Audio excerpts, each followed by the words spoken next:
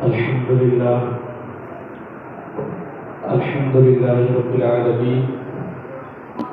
الصلاة والسلام على سيد الأنبياء والمرسلين. أما بعد فأعوذ بالله من الشيطان الرجيم. بسم الله الرحمن الرحيم. قالوا حرقوه وانصروا آلهتكم إن كنتم فاعلين. صدق الله العظيم. إن الله وملائكته يصلون على النبي يا أيها الذين آمنوا صلوا عليه وسلموا تسليما. الصلاة والسلام عليك يا رسول الله وعلى آلك وأصحابك يا حبيب الله. الصلاة والسلام عليك يا نبي الله وعلى آلك وأصحابك يا خاتم النبيين. مولاي صل وسلم دائما أبدا على حبيبك خير الخلق كلهم منزه عن شريك في محاسنه فجوهر الحسن فيه غير منقسم. مولاي صل وسلم دائما أبدا على حبيبك خير الخلق كلهم. حضور اکرم نور مجسم شفیع معظم صلی اللہ تعالی علیہ وآلہ وسلم ارشاد فرمایا، جس نے جمعۃ المبارک کے دن مجھ پر 80 مرتبہ درود پاک پڑھا تو اللہ تبارک و تعالیٰ اس کے 80 سال کے گناہ معاف فرما دیتا ہے۔ اللہ عز و جل ہمیں پیارے آقا صلی اللہ علیہ وسلم کی ذات پر کثرت سے درود پاک پڑھنے کی توفیق عطا فرمائے۔ اب اسی وقت پچھلے جمعۃ المبارک کا اس بات پہ اختتام ہوا تھا کہ حضرت ابراہیم علیہ السلام نے جب آپ کی قوم بتوں کی عبادت کرتی، آپ کو عید پہ انہوں نے دعوت دی، تو آپ نے ان کے بتوں کو توڑ کر جو ان کا سردار تھا، بڑا بت تھا، ان کے کندھے پہ کلاڑی رکھ دی اور حضرت ابراہیم علیہ السلام کو نمرود کے دربار میں لایا گیا، گفتگو آپس میں ہوئی تو حضرت ابراہیم علیہ السلام نے فرمایا قال بل فعلہ کبیرہم، آپ نے فرمایا جو ان سب کا بڑا ہے بت، ان سے پوچھو، کیونکہ یہ ان کی عبادت کرتے ہیں تو یہ خود بتائیں کہ کس نے ان کو مارا ہے۔ تو بہرحال جب وہ لاجواب ہو گیا نمرود اور آپ کی قوم بھی دیکھ رہی تھی، ساتھ کہنے بھی لگے یہ تو بولتی نہیں ہے، تو حضرت ابراہیم علیہ السلام کو نمرود نے قید میں ڈال دیا، اور جس کو قرآن مجید کے اندر اللہ تعالیٰ نے ارشاد فرمایا قالوا حرقوه وانصروا آلهتكم ان كنتم فاعلين، بولے ان کو جلا دو اور اپنے خداؤں کی مدد کرو اگر تمہیں کچھ کرنا ہے۔ یعنی نمرود کہنے لگا کہ اپنے خداؤں کی مدد کرو، اگر تم نے کچھ کرنا ہے تو ان کو جلانے کے لیے کوئی بندوبست کرو۔ اب حدیث مبارکہ میں آتا ہے، حضرت عبداللہ ابن عمر رضی اللہ عنہ فرماتے ہیں جلانے کا جس بندے نے مشورہ دیا تھا کہ ان کو جلایا جائے اس کا نام تھا حیزر، اور اللہ تبارک و تعالیٰ نے پھر اس بندے پر یہ عذاب نازل کیا کہ وہ قیامت تک زمین کے اندر دھنستا رہے گا۔ اور حضرت ابراہیم علیہ السلام کو جلانے کا جب انہوں نے پروگرام بنایا تو 30 گز لمبی دیوار اور 20 گز چوڑی دیوار انہوں نے بنائی، 30 گز لمبی تھی اور 20 گز چوڑی کی انہوں نے ایک دیوار بنائی، جس کے اندر پھر اس پوری قوم نے اس دیوار کے اندر لکڑیں اکٹھے کرتے رہے، حتیٰ کہ ہر ایک بندے کی کوشش تھی کیا وہ بچہ تھا، کیا وہ جوان تھا، وہ مرد تھا یا عورتیں تھیں، یہاں تک کہ اگر کوئی بیمار تھا تو اس نے منت مانی کہ میں ٹھیک ہو جاؤں تو میں اتنی مقدار میں اس دیوار کے اندر لکڑیاں جمع کروں گی۔ یعنی اتنی حضرت ابراہیم علیہ السلام کے بغض میں جو آپ کی قوم تھی انہوں نے اس طرح لکڑیاں جمع کی۔ اور ایک قول کے اندر آتا ہے کہ 30 دن تک اس دیوار کے اندر لوگ لکڑیاں جمع کرتے رہے، اور ایک قول کے مطابق آتا ہے 40 دن یعنی سوا مہینہ جو ہے اس دیوار کے اندر لکڑیاں کو لوگ جمع کرتے رہے۔ جب بہت ساری لکڑیاں جمع ہوئی اور پھر اس لکڑیوں کو پھر آگ لگائی گئی۔ آگ لگانے کے بعد جب اس کے شعلے اتنے بڑے، اب حدیث مبارکہ میں آتا ہے کہ اس کی گرمی اتنی تیز تھی کہ اس آگ کے اوپر سے کوئی پرندہ جاتا تو وہ بھی آگ کی تپش میں جل جاتا۔ جب حضرت ابراہیم علیہ السلام کے لیے اتنی ساری لکڑیاں، اتنی آگ جلائی گئی تو لوگوں نے نمرود کو بتایا کہ اب آگ جو ہے اپنے پورے زور پہ ہے، اب آگ شعلے مار رہی ہے، تو لہذا حضرت ابراہیم علیہ السلام کو اس کے اندر ڈالا جائے۔ تو جب حضرت ابراہیم علیہ السلام کو لے کر آئے تو حدیث مبارکہ میں آتا ہے کہ آپ کے پاؤں میں بیڑیاں تھیں، ہاتھوں میں ہاتھ کڑیاں تھیں، اور جب حضرت ابراہیم علیہ السلام کو آگ کے قریب لایا گیا، اب ان کے لیے یہ مسئلہ بن گیا کہ آگ کے اندر کیسے ڈالا جائے، کہ آگ کی گرمی، آگ کی تپش اتنی زیادہ ہے کہ اوپر سے کوئی پرندہ گزرتا ہے تو وہ جل جاتا ہے۔ حضرت ابراہیم علیہ السلام کو کیسے ڈالا جائے؟ تو حدیث مبارکہ میں آتا ہے جو انسان کا ازلی دشمن ہے شیطان، وہ ایک انسان کی شکل میں آیا اور آ کر کہنے لگا کہ میں تمہیں اس کا طریقہ بتاتا ہوں کہ اس کو تم نے کیسے آگ میں ڈالنا ہے۔ تو یہ شیطان منجیل بنانے کا یہ اس کو پتہ تھا کہ منجیل کیسے بنائی جاتی ہے۔ منجیل ایک ایسی چیز ہوتی ہے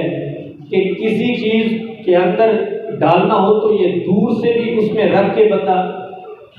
ڈالے تو اس کے اندر بندہ جا پڑتا ہے۔ تو اس شیطان نے منجیل بنائی اور منجیل بنانے کے بعد حکم دیا کہ حضرت ابراہیم علیہ السلام کو آگ میں ڈالا جائے۔ تو جب منجیل میں رکھا گیا،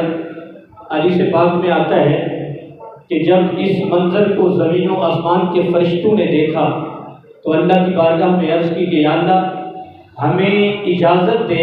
ہم حضرت ابراہیم علیہ السلام کی مدد کرتے ہیں۔ تو اللہ تعالیٰ نے فرمایا کہ جاؤ، اگر وہ تم سے مدد لینا چاہتا ہے تو جاؤ تم اس کی مدد کرو۔ تو حدیث مبارکہ میں آتا ہے کہ مختلف فرشتے آئے، ہوا کا فرشتہ آیا اور عرض کرنے لگا کہ حضور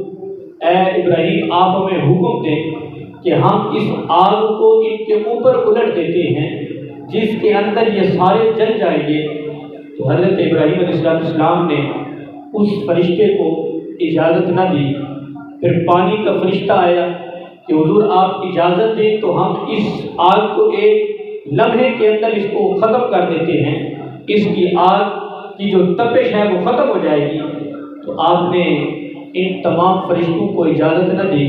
حتیٰ کہ حضرت جبریل امین علیہ السلام جو تمام فرشتوں کے سردار ہیں، تمام فرشتوں کے لیڈر ہیں، تو یہ حضرت ابراہیم علیہ السلام کے پاس آئے اور آ کر کہنے لگے کہ اے ابراہیم تمہیں کوئی حاجت ہے تو آپ بتائیں۔ حضرت ابراہیم علیہ السلام نے فرمایا کہ حاجت تو ہے لیکن تجھ سے حاجت نہیں ہے، تجھ سے میں حاجت مانگوں، مدد مانگوں، مجھے آپ سے مدد مانگنے کی ضرورت نہیں ہے۔ میرا جو خالق ہے، جو میرا مالک ہے، وہی یہ سب چیزوں کو دیکھنے والا ہے، وہ میری مدد کرے گا۔ تو حضرت ابراہیم علیہ السلام کو جب اس منجیل میں رکھ کے آگ کی طرف ڈالا گیا تو جب آپ آگ کے قریب تھے تو قرآن مجید کے اندر اللہ تبارک و تعالیٰ نے ارشاد فرمایا یا نار کونی بردم و سلامت علی ابراہیم۔ اللہ تعالیٰ ارشاد فرماتا ہے کہ اے آگ ٹھنڈی ہو جا اور سلامتی والی ہو جا ابراہیم علیہ السلام پر۔ تو حدیث مبارکہ میں آتا ہے اللہ تبارک و تعالیٰ نے یہ ارشاد فرمایا کہ اے آگ تو ٹھنڈی ہو جا۔ تو حدیث مبارکہ میں آتا ہے کہ جب اللہ نے آگ کو حکم دیا تو روح زمین کی جتنے بھی آگ جہاں پہ بھی جل رہی تھی وہ ساری کی ساری ٹھنڈی ہو گئی، کیونکہ اللہ کا حکم تھا کہ اے آگ ٹھنڈی ہو جا، تو ساری کی ساری آگ ٹھنڈی ہو گئی اور حضرت ابراہیم علیہ السلام پر سلامتی والی ہوئی۔ اب یہاں پہ مفسر نے بڑی اچھی بات لکھی ہے کہ اللہ تعالیٰ نے دو چیزیں ارشاد فرمائی کہ اے آگ تو ٹھنڈی ہو جا اور سلامتی والی ہو جا۔ اگر خالی ٹھنڈی کا حکم ہوتا تھا تو کیونکہ بعض اوقات ٹھنڈی چیز بھی انسان کو تکلیف دیتی ہے، ٹھنڈی چیز بھی بعض اوقات برف لے لیں یا کوئی اور چیز لے لیں تو انسان اس پہ ہاتھ رکھے تب بھی اس کو تکلیف دیتی ہے۔ تو اللہ تعالیٰ نے آپ کو حکم فرمایا کہ تو ٹھنڈی بھی ہو جا اور سلامتی والی بھی ہو جا، کہ میرے خلیل کو، میرے دوست کو ٹھنڈک سے بھی تکلیف نہ پہنچے، کہ تو اتنی ٹھنڈی ہو جائے کہ میرے خلیل کو اس سے بھی تکلیف ہو، تو اتنی بھی تکلیف نہیں ہونی چاہیے۔ حضرت ابراہیم علیہ السلام کو جب آگ میں ڈالا گیا اور اللہ تبارک و تعالیٰ کی طرف سے آگ کو حکم بھی ہوا تو آگ اتنی ٹھنڈی ہوئی کہ آگ کے اندر جو ہے وہ گوشے لگ گئے اور ہر طرح سے پانی کا چشمہ آ گیا۔ فرشتے وہاں پر آئے اور انہوں نے آگ کو آرام سے پکڑ کے ایک جگہ پہ آگ کو بٹھایا اور وہاں پر فرشتوں نے اوپر سے پنکھا چلانا شروع کر دیا، جس طرح ایک کسی کو پروٹوکول دیتے ہیں، تو اس طریقے سے فرشتے بھی آ گئے اور آگ کے اندر ٹھنڈی تو پہلے ہو چکی تھی لیکن ساتھ کلیاں پھول بھی کھل گئے۔ تو حدیث مبارکہ میں آتا ہے حضرت ابراہیم علیہ السلام کی والدہ نے جب آپ کو سلامت والا دیکھا کہ آپ آگ کے اندر بالکل سلامتی سے بیٹھے ہیں، کہ آگ نے آپ کو کچھ بھی نہیں کہا، تو حضرت ابراہیم علیہ السلام کی والدہ نے آپ سے کہا کہ اے ابراہیم آپ اللہ سے دعا کرو کہ میں بھی آگ میں تمہارے پاس آ جاؤں اور مجھے کچھ نقصان نہ ہو۔ تو حدیث بارکہ میں آتا ہے حضرت ابراہیم علیہ السلام نے اللہ کی بارگاہ میں دعا مانگی، تو حضرت ابراہیم علیہ السلام کی والدہ بھی اس آگ میں تشریف لے گئی اور اپنے بیٹے کو ملی۔ آگ نے آپ کو بھی کچھ نہ کہا، کچھ نقصان نہ پہنچایا، آپ اپنے بیٹے کو ملی، بوسہ دیا اور پھر واپس آ گئی۔ تو حضرت ابراہیم علیہ السلام آپ آگ میں رہے۔ نمرود نے اپنے مکان سے اوپر سے دیکھا کہ حضرت ابراہیم علیہ السلام تو باغیچے میں بیٹھے ہیں، یعنی آپ کی والدہ بھی مل کے آ گئی تھی۔ نمرود نے اپنے مکان سے دیکھا کہ حضرت ابراہیم علیہ السلام تو آگ کے اندر ایسے لگ رہا ہے باغیچے میں بیٹھے ہیں اور ایک فرشتہ ان کے قریب بیٹھا ہوا ہے اور ان کے ارد گرد جو آگ تھی وہ ساری ختم ہو چکی ہے، اور حضرت ابراہیم علیہ السلام کو آگ نے کچھ بھی نہیں کہا۔ تو نمرود نے کہا کہ آپ ابراہیم اس آگ سے باہر نکل کر دکھاؤ۔ تو حضرت ابراہیم علیہ السلام اٹھے، وہاں سے حدیث میں آتا ہے اٹھے، اس آگ سے باہر تشریف لائے۔ جب باہر نکلے تو نمرود کہنے لگا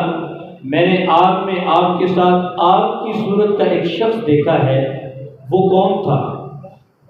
تو حضرت ابراہیم علیہ السلام نے جواب دیا وہ ایک مالک الظل تھا جو اللہ تعالیٰ نے میری طرف بھیجا تھا تاکہ مجھے آرام ہو، مجھے سکون ملے، وہ تو اللہ کی طرف سے ایک بھیجا ہوا تھا۔ تو نمرود کہنے لگا کہ آپ کے ساتھ جو معاملہ ہوا ہے میں نے آپ کے رب کی قدرت دیکھی ہے، میں بھی قربانی کر کے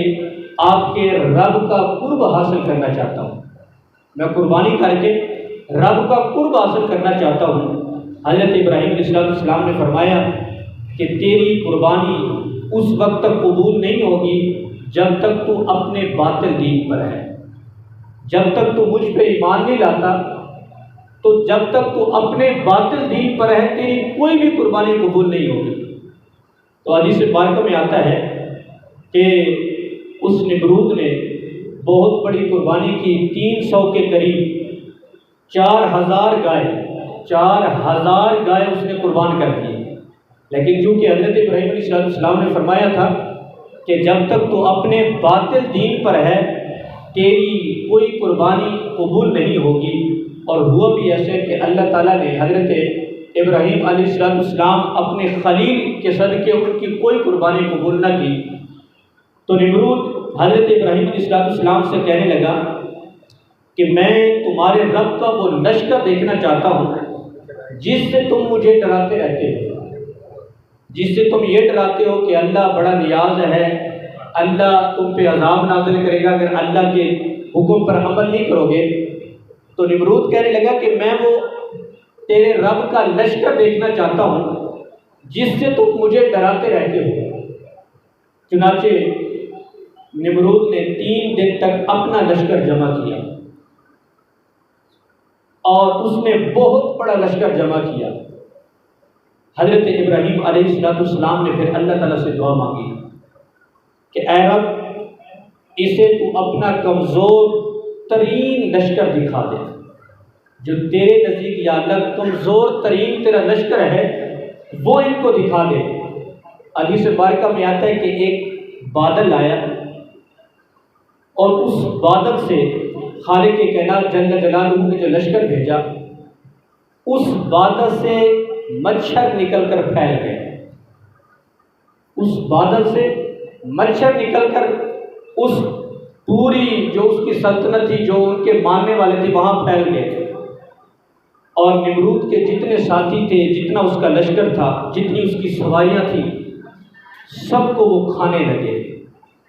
حتیٰ کہ مچھر اتنا کھائے ان لوگوں کو کہ ان کی ہڈیاں جسم پر رہ گئی۔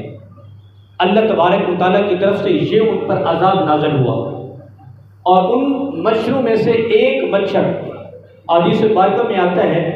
کہ نمرود کے ناک کے ذریعے اس کے دماغ تک پہنچا، اور دماغ کو وہ اتنا تکلیف دیتا تھا کہ وہ روزانہ صبح اور شام روزانہ کی بنیاد پہ وہ ایک بندہ اس نے مقرر کیا ہوا تھا جو اس کو مارتا، اتنا مارتا کہ کافی دیر مارنے کے بعد اس نمرود کو آرام ملتا تھوڑا سا۔ تو اللہ تبارک و تعالیٰ نے اس نمرود کو جو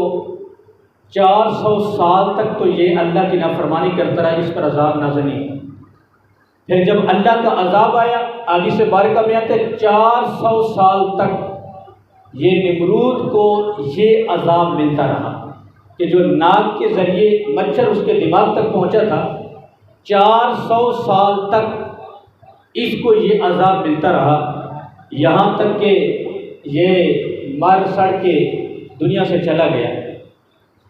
اب حضرت ابراہیم علیہ السلام کو جب آگ میں ڈالا گیا تو علماء نے لکھا ہے اس وقت آپ کی عمر کتنی تھی، کہ کتنے سال کی عمر میں حضرت ابراہیم علیہ السلام کو آگ میں ڈالا گیا۔ اس کے اندر مختلف قول نقل کرتے ہیں۔ ایک بزرگ فرماتے ہیں اس وقت آپ کی عمر 16 سال تھی جب حضرت ابراہیم علیہ السلام کو آگ میں ڈالا گیا،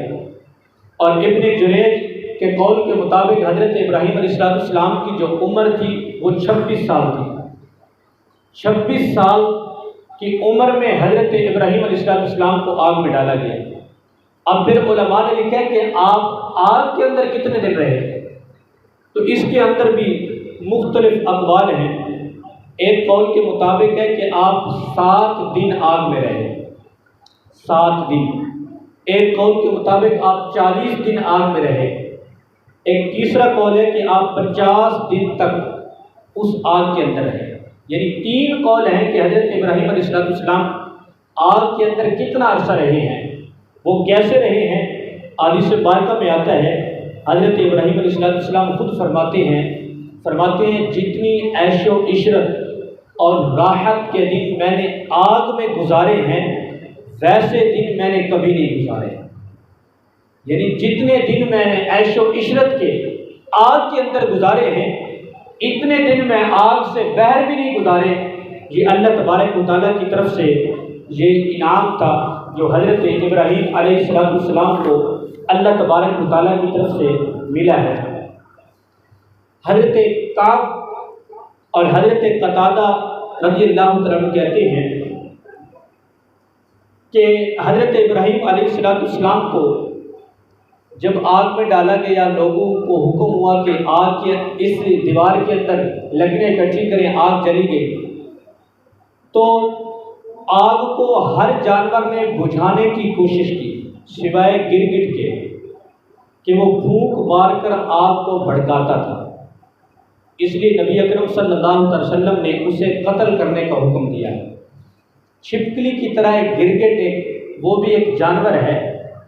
حدیث مبارکہ میں آتا ہے کہ جب آگ جلائی گئی تو یہ گرگٹ جو تھا یہ دور سے بیٹھ کے پھونک مار رہا تھا، حالانکہ پھونک اس کی آگ تک پہنچ نہیں سکتی تھی، لیکن یہ حضرت ابراہیم علیہ السلام کا دشمن تھا، اللہ کے خلیل کا دشمن تھا، تو اللہ تبارک و تعالیٰ نے بھی قیامت تک یہ حکم دے دیا۔ اور نبی اکرم صلی اللہ علیہ وسلم نے ارشاد فرمایا کہ جس نے گرگٹ کو پہلی ضرب میں مارا اس کے لیے 100 نیکیاں لکھی جاتی ہیں۔ جب ایک ضرب کے اندر اس کو مار دیا تو فرمایا اللہ تبارک و تعالیٰ کی طرف سے اس کو 100 نیکیاں ملتی ہیں۔ اور پیارے آقا صلی اللہ علیہ وسلم نے فرمایا جس نے اسے دوسری ضرب میں مارا اس کو 50 نیکیاں ملتی ہیں، اور جس نے اس کو تیسری ضرب میں مارا اس کو 25 نیکیاں ملتی ہیں۔ تو معلوم ہوا کہ اس گرگٹ کو مارنا یہ اللہ تبارک و تعالیٰ کے نبی علیہ السلام نے اس کا حکم دیا ہے۔ اور حضرت ابراہیم علیہ السلام کو یہ جانور آگ جلانے کے لیے یہ پھونک مار رہا تھا، انہی میں سے ایک جانور کے بارے میں آتا ہے جس نے وہ پانی لے کر آیا، جس کو ہدہد بھی کہتے ہیں، کہ یہ اپنے چونچ میں پانی لے کر آیا اس نیت سے کہ اس آگ کو میں بجھا دوں۔ تو اللہ تبارک و تعالیٰ نے پھر اس پر ایسا کرم کیا اس پرندے کی نسل پہ کہ حضرت سلیمان علیہ السلام کا یہ خاص ایک جانور تھا، اور اللہ تبارک و تعالیٰ نے اس کو بہت نوازا ہے، اور اس پرندے کا ذکر اللہ نے قرآن مجید کے اندر ذکر فرمایا سورۃ النمل کے اندر۔ تو اس لیے اس جو احادیث سے جو علماء نے اور فقہاء نے ہمیں نصیحت دی ہے، فرمایا کہ دیکھیں کہ ایک جانور ہے جو ایک نبی کا دشمن ہے، اگرچہ وہ کچھ کر نہیں سکتا تھا، اس کی پھونک سے آگ نہیں جل سکتی تھی، لیکن اللہ نے اس کو قیامت تک اس کو ذلیل و خوار کے اور قتل کرنے کا حکم دیا ہے۔ اور ایک وہ جانور جو آگ کو بجھا نہیں سکتا تھا لیکن اس نے کوشش کی ہے، تو اللہ تبارک و تعالیٰ نے قیامت تک اس کو یہ اعزاز دیا ہے۔ تو معلوم ہوا کہ آج بھی اگر کوئی بندہ آقا علیہ السلام کی ناموس عزت پر پہرا دیتا ہے، اگرچہ اپنی استطاعت کے مطابق جتنا اس سے ہوتا ہے، تو اللہ تبارک و تعالیٰ اس کو کتنا انعام دے گا۔ اور کچھ ایسے بھی ہیں جو کچھ کر بھی نہیں سکتے، پھر بھی آقا علیہ السلام کی شان کے بارے میں جو لوگ اٹھ کے آتے ہیں، آقا علیہ السلام کی ناموس پر پہرا دیتے ہیں، تو کچھ لوگ ان کے بھی خلاف ہوتے ہیں۔ تو اس لیے ان واقعات سے، ان احادیث سے جو نصیحت ملتی ہے وہ یہ ہے کہ آقا علیہ السلام کی ناموس پر پہرا دینے والا اگرچہ وہ کچھ کر نہیں سکتا، کوشش کرتا ہے، تو اللہ تبارک و تعالیٰ اس کی دین و دنیا اچھی کر دیتا ہے۔ حضرت ابراہیم علیہ السلام آپ نے جب اپنی قوم کو دعوت دیتے رہے، جب آپ نے دیکھا کہ آپ کی قوم ایمان نہیں لا رہی اور بجائے اس کے کہ آپ پر ایمان لائیں وہ آپ کو تکلیف دے رہی تھی، تو حضرت ابراہیم علیہ السلام وہاں سے آپ چلے، ہجرت کا ارادہ فرمایا، جس کو قرآن مجید کے اندر اللہ تعالیٰ نے ارشاد فرمایا وقال انی ذاہب الی ربی سیہدین، اور کہا میں اپنے رب کی طرف جانے والا ہوں، اب وہ مجھے راہ دے گا۔ یعنی حضرت ابراہیم علیہ السلام اپنی قوم کو چھوڑ کے آپ چل پڑتے ہیں۔ حضرت ابراہیم علیہ السلام نے فلسطین کا رخ کیا، اور راستے میں کچھ عرصے حضرت ابراہیم علیہ السلام حیران میں قیام فرمایا، پھر آپ فلسطین پہنچے، فلسطین سے آپ مصر کی طرف تشریف لے گئے، اور پھر مصر سے حضرت ابراہیم علیہ السلام جب آپ فلسطین کی طرف آ رہے تھے مصر سے، تو احادیث بارکہ میں آتا ہے کہ راستے میں ایک بستی تھی جس کا امالیک اس بستی کا نام ہے۔ اس کا جو بادشاہ تھا نا وہ بڑا ظالم تھا، جو بھی خوبصورت نوجوان عورت کو دیکھتا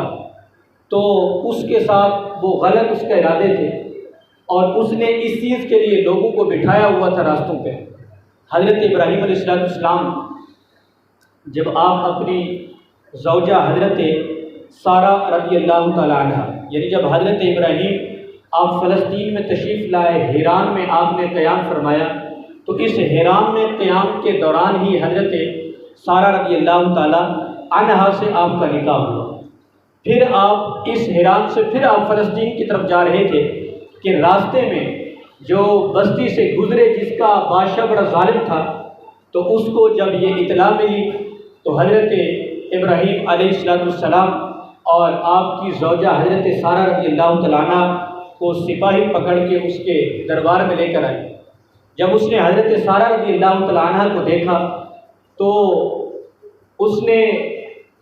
آپ کو گھر کی طرف سپاہی کو کہا کہ اس کو گھر لے کے جاؤ۔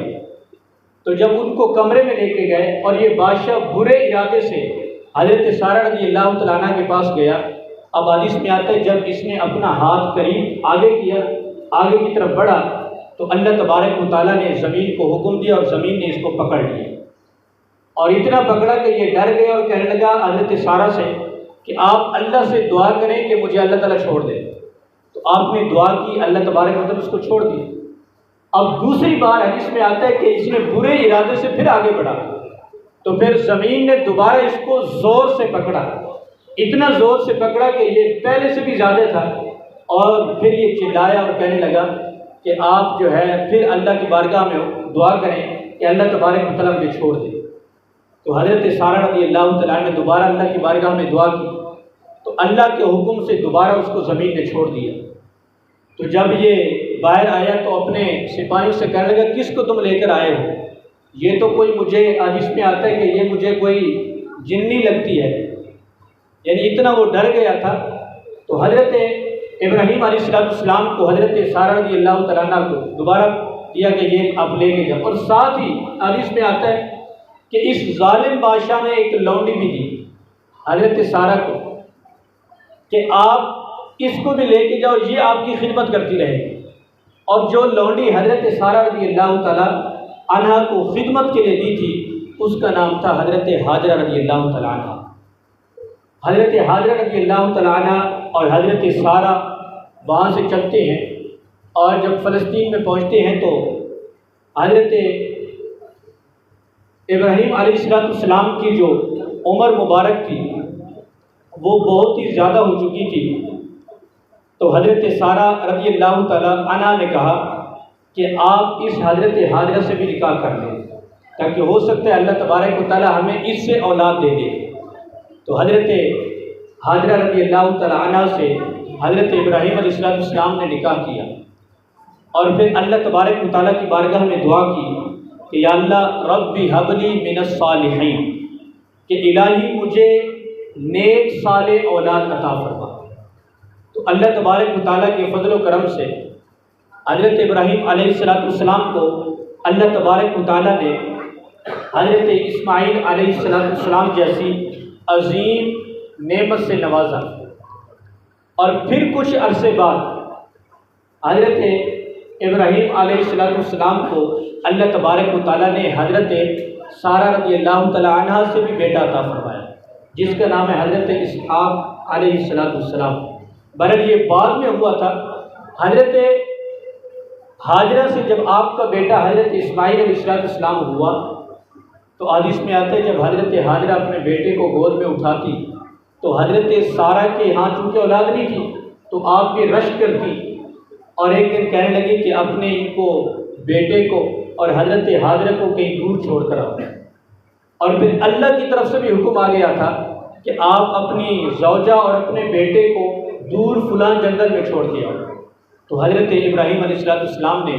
اپنی زوجہ حضرت ہاجرہ رضی اللہ تعالی عنہ اور اپنے بیٹے حضرت اسماعیل علیہ السلام کو لیا، فلسطین سے آپ وہاں چلتے چلتے جہاں آج